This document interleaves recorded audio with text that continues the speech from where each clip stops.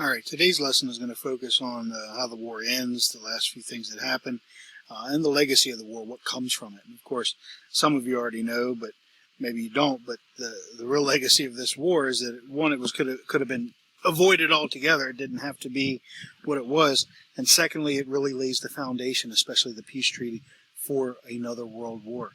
And of course, that's a great tragedy because the peace treaty was written in the sense, or at least attempted to be written in the sense, that Germany try to make a final push in 1917 before the United States gets into the war fully with all of its potential manpower and economic and military might.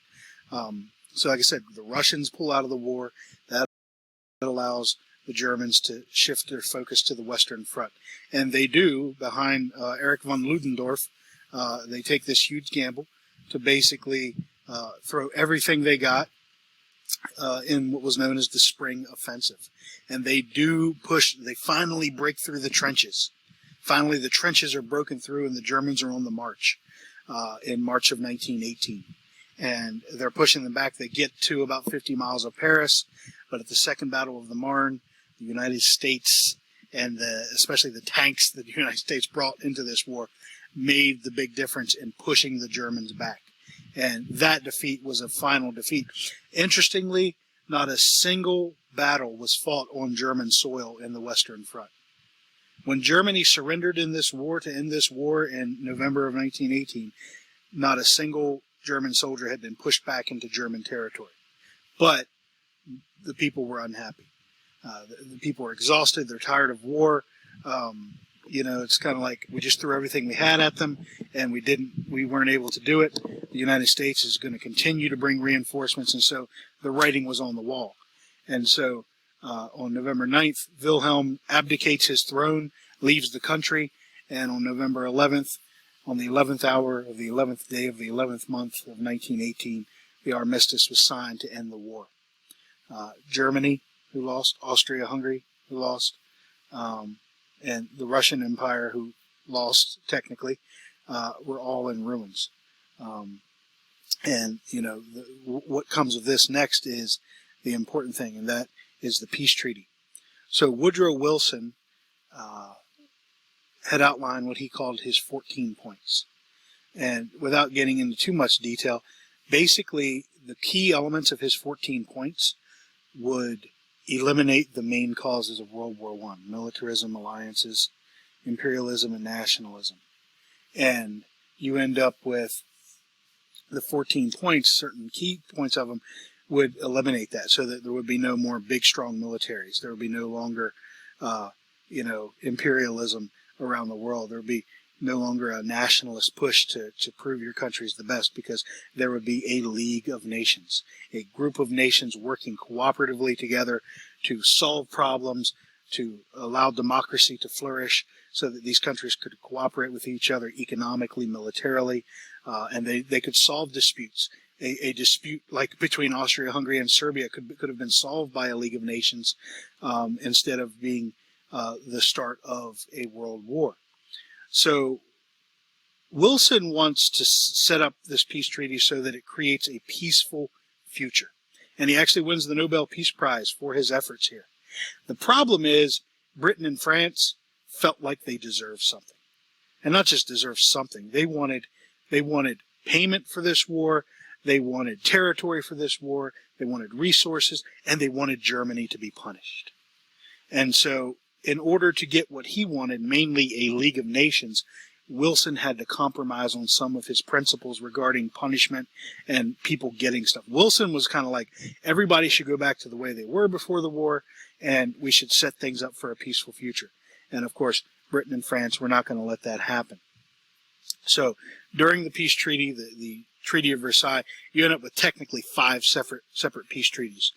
Germany's not included because it's the big loser. Russia's fighting a civil war and couldn't be there. And Italy, because it really never did much in the war, is not given a large role, and that's going to tick Italy off for later on.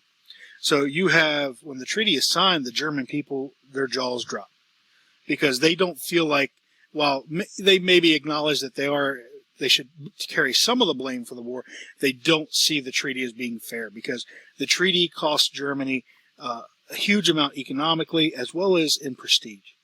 Germany is forced to sign the war guilt clause, which basically says they're all responsible for it. The Germans are, and that they should take all the blame. And then you have war reparations. They have to pay $31.4 billion, about $385 billion in today's money, to the victors. And, most people are like, well, that's just, how is that going to help Germany in the future? And Wilson was saying the same thing. It's like Germany's not the only country to blame. There's a lot of other blame to go around. And then you also have the factor of, do you want a country to be bitter as you move forward, or do you want it to be a future ally? So you end up with this huge, huge problem setting Germany up for the future. France feels pretty good about it. Britain feels good about it. Germany not so much, and that's going to be a problem. Territorial shifts. This is Europe before the war, Europe after the war. You see there's no longer an Austro-Hungarian empire. You have two countries, Austria and Hungary. You have Czechoslovakia, which takes a piece out of Germany and puts the Czechs there and the Slovaks there. You have Poland is created out of the former territory of Germany and the Soviet Union. You also have Germany cut off from the sea in the east. Russia loses a lot of territory, as we already noted. There's no longer an Ottoman Empire. You have the Balkans divided up into several countries. And, of course, you can't see on the map, but there's no more Ottoman Empire. You have the country of Turkey, and you have countries in the Middle East created without regard for ethnic boundaries. So this is, humiliating, and it's also a tremendous loss. Germany loses a lot of key territory that has a lot of natural resources. The demilitarized Rhineland, which was German territory right about here, had to be demilitarized. In other words, not a single soldier or gun could be there, and that was supposed to create a buffer zone between Germany and France for the future. Now, all this sounds great, or at least good enough. You got the League of Nations. The problem is the United States never ratifies the League of Nations, never ratifies the treaty, excuse me. Go back to this slide real quick. Henry Cabot Lodge was a Republican who opposed ratification of the treaty. He felt the treaty and the League of Nations would force the United States to be involved in future European and world conflicts.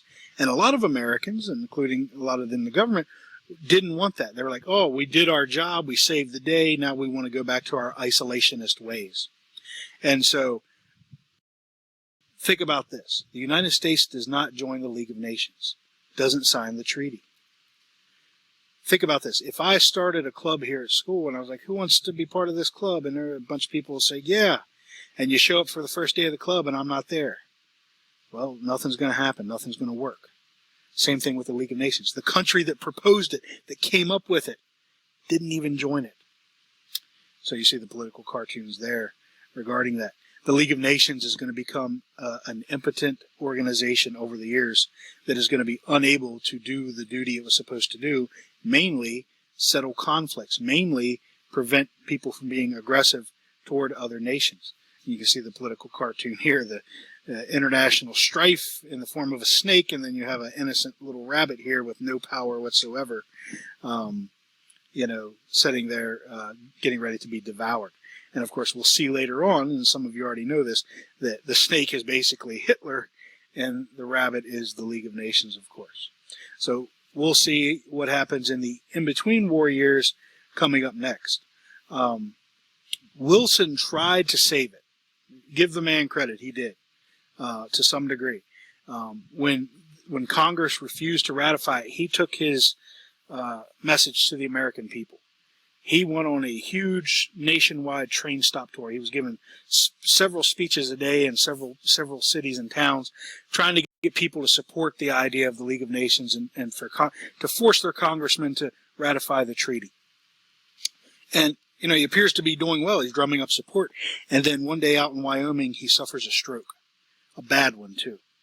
A bad one to the point that he was debilitated to where a lot of people believe he should have given up the presidency. The vice president should have taken over.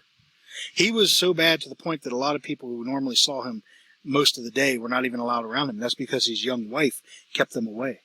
people would come to see the president, and she'd be like, "Oh, what's the message? I'll tell him." And then they would be like, "What'd he say?" And she would tell them. And of course, he was in such a bad state for a while that a lot of people believe that she was, in a way, running the country. That she was, giving the messages, but maybe they weren't exactly his messages. Maybe she interpreted them the way she wanted to. So, just an interesting side. If Wilson had been healthy, maybe he could have drummed up support to get the treaty ratified in the United States and the League of Nations, which could have altered history. But that was not the case, and we'll see that that has a detrimental effect over the next 20 years.